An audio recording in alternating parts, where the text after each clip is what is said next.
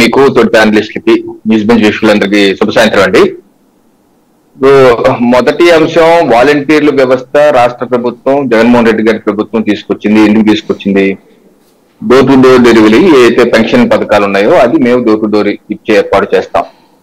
అయితే గత 4.5 సంవత్సరాలుగా మనం చూస్తున్నాం వాలంటీర్ల వ్యవస్థని రాష్ట్ర ప్రభుత్వం వైసీపీ పార్టీ ఏ రకంగా వాడుకుంటుందో మనం సుస్పష్టంగా చూస్తున్నాం. సాయి గారు, ఈ రోజు రాష్ట్రంలో చాలా మంది ఫీల్ అయ్యేది వాలంటీర్లుగా పనిచేస్తున్నటువంటి 2,66,000 మందిలో మెజారిటీ పీపుల్ వైసీపీ పార్టీకే పనిచేస్తున్నారు అన్న భావంతో ప్రజలైతే ఉన్నారో అది రాజకీయ పార్టీ వైసీపీ పార్టీ కూడా తెలుసు. ఎందుకంటే ఇప్పుడు మనం చెప్తాం కాదు, రాష్ట్ర మంత్రులే వాలంటీర్లు వైసీపీ కార్యకర్తలు. ఇది ఎవరు? అంబటి రాంబాబు గారు 1/7/2022 అంబటి రాంబాబు గారు చెప్పారు వాలంటీర్లు అంటే వైసీపీ కార్యకర్తలే అని. అలాగే 2022లో మళ్ళీ 2023 21/1/2023 ధర్మాన ప్రసాద్ మంత్రి ధర్మాన ప్రసాద్ గారు పార్టీ కార్యకర్తలు అంటే వాలంటీర్లే.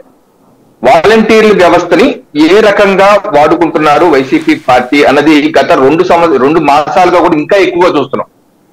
గత జనవరి మాసం నుంచి మీరు ఒకసారి గమనిస్తే సాయి గారు, రాష్ట్ర మంత్రులు అనేక మంది అలాగే ఎమ్మెల్యేలు ఇన్ఛార్జీలు వాలంటీర్లతోనూ సచివాలయాల పరిధిలో వాళ్ళు ఏర్పాటు చేసినటువంటి పార్టీ 3 కన్వీనర్లు అలాగే గృహ సారథులు వీళ్ళందరితో మీటింగులు పెట్టి మనం ప్రభుత్వము మంది వచ్చే ఎన్నికల్లో మంది రాకపోతే మిమ్మల్ని అందరూ తొలగిస్తారు వాలంటీర్లు, మీరు రేపు మన ప్రభుత్వం వచ్చాక మీకు 15,000 రూపాయలు ఇస్తాము, మీరు మన వైసీపీ కార్యకర్తల్లా పనిచేసి మనకు ఓట్లు ఎక్కించాలి మన లబ్ధాలతో అన్న మీటింగులు ఫోటోలు నా దగ్గర కూడా క్లిప్పింగ్స్ ఉన్నాయి, ప్రజలందరూ చూసిందే.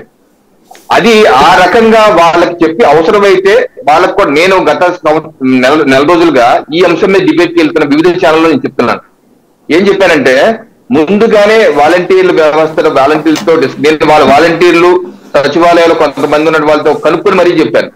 ఇది ముందుగానే అధికారులు అలాగే స్థానిక ఎమ్మెల్యేలకు వాళ్ళకి మీటింగ్ పెట్టి మీకు నెలకి 25,000 చొప్పున ముందే మీకు ఇచ్చేస్తాం, ఎలక్షన్ టైంలో మీరు చేస్తే చెయ్యండి వాలంటీర్గా, లేకపోతే రిజైన్ చేసేయండి మీ ఇష్టం, మీరు ఎన్నికలు అయిపోయిన తర్వాత మళ్ళీ మిమ్మల్ని ఎక్కువ డబ్బులు తీసుకుంటామని ఎమ్మెల్యేలు చెప్తాం. అధికారులు కూడా మీటింగ్ పెట్టి రేపు ఎన్నికలకు కూడా వచ్చాక మిమ్మల్ని తొలగించే ప్రక్రియ కూడా జరగచ్చు, రేపు మార్చి 1 ఏప్రిల్ 1వ తారీఖు పెన్షన్లు మీరు ఇవ్వకపోవచ్చు, అది మేము వెల్ఫేర్ అసిస్టెంట్ కి అప్పచెప్తున్నాం, సో మీరు ఇది తాత్కాలికంగా తొలగించబడతారు కూడా అని ముందుగా కూడా అధికారులు కూడా వాళ్ళతో మీటింగ్లు పెట్టి చెప్పిన అంశాలు కూడా ఉన్నాయి.